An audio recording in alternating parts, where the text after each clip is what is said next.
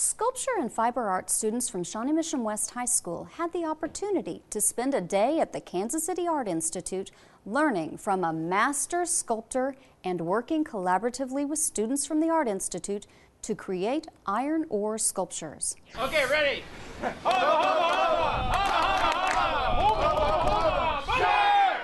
Through a training program for teachers offered at the Kansas City Art Institute, Shawnee Mission West Art Department Chair Rosie Riorden forged a partnership with noted sculptor and chair of the sculpture department at Kansas City Art Institute, Michael Wickerson, to provide her students a unique opportunity to learn from professionals. Kansas City Art Institute offers Saturday classes for art teachers, and so they put on these free institutes, and last spring they offered one in aluminum casting, and I knew I was going to be teaching sculpture in the fall, so I went to the class, and I was the first one here, and so I had a chance to meet Michael, and we had struck up a conversation, and he said he was looking for a collaboration with a high school, and I said I volunteer, so that's how we kind of got involved. Sculpture students studying with Wickerson at the Art Institute met with Riorden and her students to determine the specifics of the project. Shawnee Mission West students then had an opportunity to spend a day at the Art Institute working on individual as well as collaborative pieces. There's a new gallery down at Shawnee Mission West. I was invited to do a show through Rosie Riorden, meeting her on a educational workshop I did with her and other high school teachers. She offered me the show. I felt it was in a high school setting, students could be involved, and I asked my students to help me do the show. They planned the whole layout, the setup.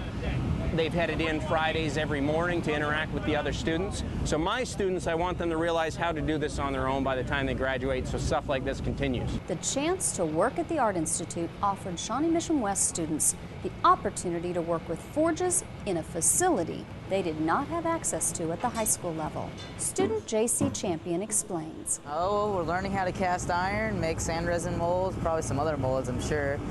We're gonna mess around with clay and see molting iron. We have a coal-fired but processed coke-fired furnace. You charge that up inside a stacked furnace. You put some air on it with a couple of shot vacs, and just with a little bit of electricity, if you can do your vacuuming at home, you can melt iron. My group will tend to a cupola. It takes about 5 people. They will operate that, and they will cast iron for their students. What the students on the other end learning are some techniques for what is called cold casting.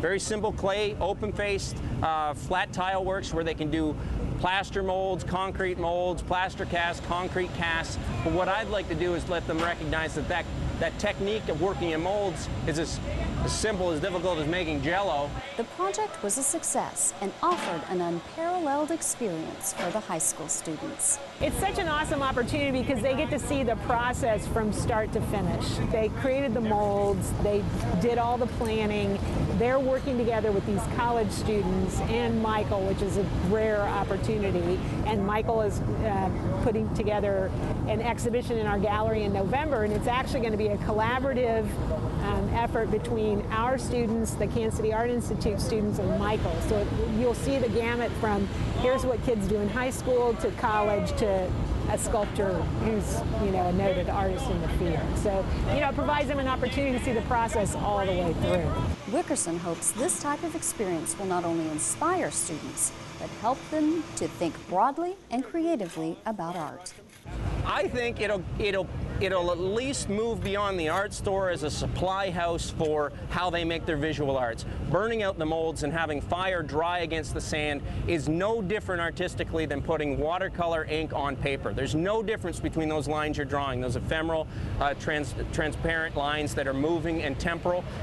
If they can see that as a figure-ground relationship, they'll move their material and realize this whole world is a palette for them. The collaborative sculptures, along with works created by Michael Wickerson, will be displayed at the West Patrons Gallery at Shawnee Mission West High School. For more information, contact the school.